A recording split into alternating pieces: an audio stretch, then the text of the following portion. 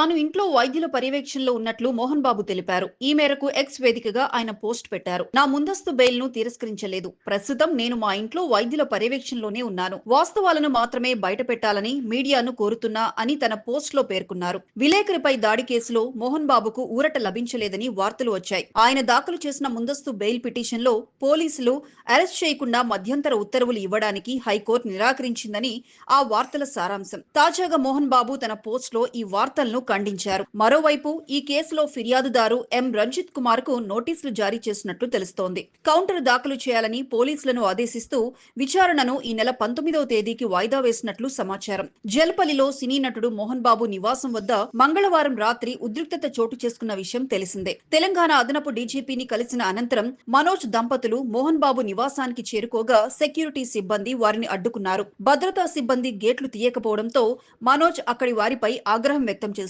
గేట్లు తోసుకొని లోపలికి దూసుకు వెళ్లారు. ఆయనతో పాటు అక్కడ ఉన్న మీడియా సిబ్బంది కూడా మోహన్ బాబు ఇంట్లోకి వెళ్లారు. ఈ ఉద్రిక్తతల నడుమ మోహన్ బాబు తీవ్ర అసహనానికి గురయ్యారు. అక్కడే ఉన్న మీడియా ప్రతినిధులపై ఆయన ఆగ్రహం వ్యక్తం చేశారు. కొందరు ప్రతినిధులపై చేయి చేసుకున్నారు. ఈ ఘటనలో ఓ జర్నలిస్ట్ కు గాయమైంది.